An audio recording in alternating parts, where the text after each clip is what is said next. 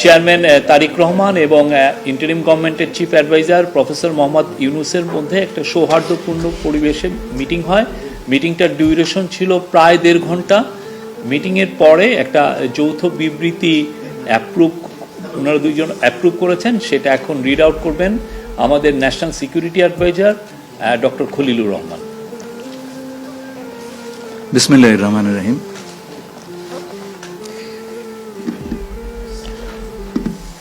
মাননীয় প্রধান উপদেষ্টা এবং বিএনপির ভারপ্রাপ্ত চেয়ারম্যান দুজনের অনুমোদিত যৌথ বিবৃতিটি আমি পাঠ করে শোনাচ্ছি। আজ বিএনপির ভারপ্রাপ্ত চেয়ারপারসন জনাব তারেক রহমান লন্ডনে সফররত প্রধান উপদেষ্টা প্রফেসর ডক্টর মোহাম্মদ ইউনুসের সাথে সাক্ষাৎ করেন। অত্যন্ত সৌহার্দ্যমূলক পরিবেশে তাদের বৈঠক অনুষ্ঠিত হয়। জনাব তারেক রহমান প্রধান উপদেষ্টার কাছে আগামী বছরের রমজানের আগে নির্বাচন আয়োজনের প্রস্তাব করেন।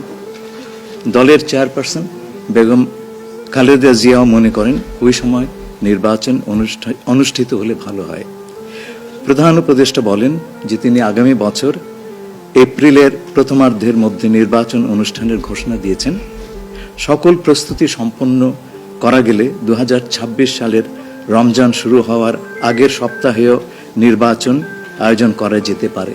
সেক্ষেত্রে সেই সময়ের মধ্যে সংস্কার ও বিচারের বিষয়ে পর্যাপ্ত অগ্রগতি অর্জন করা প্রয়োজন হবে। জনাব তারেক রহমান প্রধান উপদেষ্টার এই অবস্থানকে স্বাগত জানান এবং দলের পক্ষ থেকে তাকে ধন্যবাদ জ্ঞাপন করেন।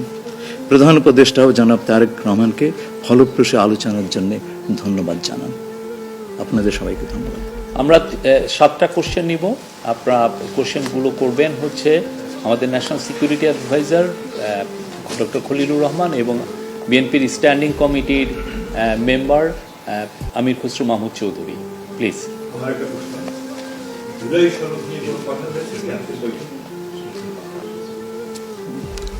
না, জুলাই সনদ নিয়ে তো অলরেডি আলোচনা চলছে দেশে, এবং এই ব্যাপারে আমাদের মধ্যে অলরেডি সিদ্ধান্ত আছে যে ঐক্যমতের ভিত্তিতে জুলাই সনদ হবে, এবং সংস্কারের ব্যাপারেও একই উত্তর আমাকে দিতে হয় যে ঐক্যমতের পরিপ্রেক্ষিতে আমরা সংস্কার এবং জুলাই সনদ দুটাই করব। সকলের ঐক্যমতের পরিপ্রেক্ষিতে সেটা সিদ্ধান্ত নেওয়া হবে, এবং এটা আমি নিশ্চিত এটা খুব কম সময়ের মধ্যে আমরা সেই সিদ্ধান্ত নিতে পারব।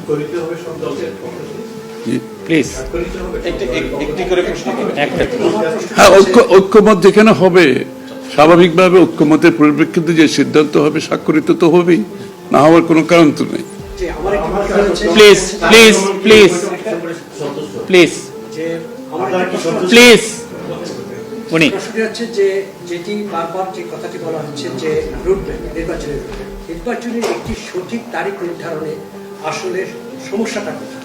একটি সঠিক তারিখ সুনির্দিষ্ট তারিখ এর কোনো সমস্যাই নাই। আমরা কোনো সমস্যা দেখছি না। কেউ দেখলে পারে এটা ভুল দেখছেন।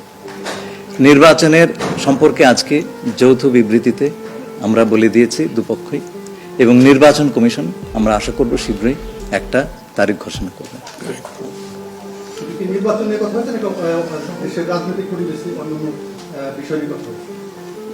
সব বিষয়ে আলোচনা তো হবে স্বাভাবিক। আমরা তো নতুন বাংলাদেশ গড়ার প্রত্যয় নিয়ে সামনের দিকে এগোচ্ছি। সবাই আমরা চাই দেশ গড়ার যে প্রত্যয় আমরা নিয়েছি, আমরা ঐক্যবদ্ধভাবে সেই কাজটা করব। শুধু নির্বাচনের আগে নয়, নির্বাচনের পরেও বাংলাদেশ গড়ার যে প্রত্যয় নিয়ে আমরা সবাই ঐক্যমত হয়েছি, সেটা আমরা সামনের দিকে এগিয়ে নিয়ে যাব। একজন প্লিজ প্লিজ উনি বলুন। সংস্কার নিয়ে যে দীর্ঘ আলোচনা হচ্ছিল, সেই সংস্কার বিষয়ে বিএনপির পক্ষ থেকে বা তারেক রহমান সাহেবের পক্ষ থেকে আপনারা কিভাবে রিঅ্যাক্ট করেছেন? যে আবার স্যার আমি শুনি, যে সংস্কার নিয়ে যে বর্তমান সরকারের যে একটা বিশাল রূপরেখা তৈরি হয়েছে, একটা বিশাল তালিকা, সেই তালিকা নিশ্চয়ই আজকে আপনাদের সামনে উপস্থাপন করা হয়েছে। এই সংস্কার বিষয়ে আপনাদের মতামত কি? বিএনপি কিভাবে সেটাকে? না, এটা তো পরিষ্কার। এটা এখানে না বোঝার কোনো কারণ নাই। বিষয়টা হচ্ছে সংস্কার। চিফ অ্যাডভাইজার সাহেব, তারেক রহমান সাহেব, আমরা সবাই একই কথা বলছি। যে বিষয়গুলোতে ঐক্যমত হবে সেগুলোতে সংস্কার হবে, তাই না? তো সংস্কারের বিষয়টা একটা চলমান প্রক্রিয়া। এমন না যে আজ সব সংস্কার এখন শেষ হয়ে যাবে। এটা নির্বাচনের আগেও কিছু সংস্কার হবে যেখানে ঐক্যমত হবে, আর নির্বাচনের পরেও সংস্কার অব্যাহত থাকবে। কারণ আমরা যেই দেশ গড়ার প্রত্যয় নিয়েছি, সংস্কারের প্রয়োজনীয়তা সবাই অনুভব করছে এখানে। সুতরাং আগে পরে সংস্কার চলতে থাকবে। Please please please please. আমার হচ্ছে তারেক রহমান দীর্ঘদিন ধরে এখানে অবস্থান করছেন এবং স্বরাষ্ট্র উপদেষ্টাও বলেছেন ওনার দেশে ফিরতে কোনো বাধা নেই। ওনার এই ব্যাপারে কোনো আলোচনা হয়েছে কিনা বা কবে দেশে ফিরতে পারবেন? এই ব্যাপারে আলোচনার কোনো প্রয়োজনীয়তা আছে বলে আমরা মনে করি না। তারেক রহমান সাহেব যখনই ইচ্ছা উনি দেশে ফিরে যেতে পারবেন, সুতরাং এটা সিদ্ধান্ত উনি নেবেন সময় মতো। আমি একটা প্রশ্ন করতে চাই। আমার প্রশ্ন আছে যে শেখ হাসিনার যে এই যে হত্যাযজ্ঞ, সেই হত্যাযজ্ঞের যে বিচার প্রক্রিয়া, সেই বিচার প্রক্রিয়ার সাথেও কিন্তু একটা বিষয় জড়িত। তিনি বলেছেন যে তার সময় অর্থাৎ নির্বাচনের আগেই শেখ হাসিনার যে বিচার প্রক্রিয়া তিনি শেষ করতে চান এবং পরবর্তীতে তাকে ফিরিয়ে আনার ব্যাপারে তিনি সিদ্ধান্ত নেবেন।